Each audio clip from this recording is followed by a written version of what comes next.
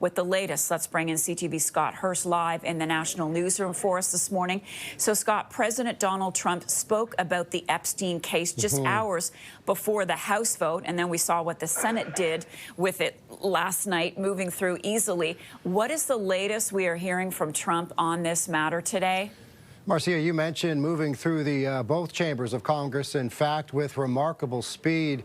In fact, moving through the House of Representatives by a final tally of 427 to 1. Now, in terms of Donald Trump's reaction, we did hear him speak about this before it moved through both chambers of Congress, once again calling it a Democrat hoax, and we'll get to his comment in a minute. But in terms of his schedule today, as you mentioned, it could get to his desk and it could be signed as early as today. What we know so far about the U.S. president's schedule is that he's expected to attend a U.S.-Saudi investment forum in Washington, D.C. He's expected to give a speech at around noon, and so he's likely to leave the White House sometime around 11:30-ish and then return to the White House after that. Both of those events, Marcia, will be open to the White House press pool, and as we know, the U.S. president often does stop and take questions from reporters, and you can bet that will likely be one of the first, if not one of the main focuses from the press pool. So we'll see if we can get an updated comment from the U.S. president today. But here's what he had to say yesterday, hosting the Crown Prince of Saudi Arabia, Mohammed bin Salman, in the Oval Office, once again calling the whole Epstein issue a hoax from the Democrats. You just keep going on the Epstein files. And what the Epstein is a Democrat hoax to try and get me not to be able to talk about the $21 trillion that I talked about today. It's a hoax. Now, Marcia, the bill's passage after it swiftly moved through both chambers of Congress after really being stuck for several months is also a pivotal moment for Epstein survivors, a group of them gathering on the steps of the Capitol yesterday, pushing for the release of the files. And for them, Marcia, it is a years-long push for accountability.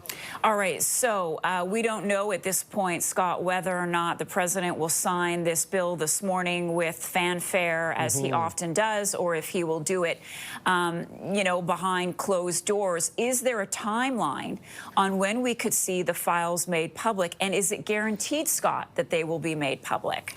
There is no guarantee, despite what it does say in the bill, and we'll talk about some of those issues in a second. So there is a timeline when it comes to when the U.S. president does sign the bill into law. That starts the clock for when we're supposed to see files related to Epstein. What the bill states is that it forces the release within 30 days of all files and communications related to Epstein from the Justice Department.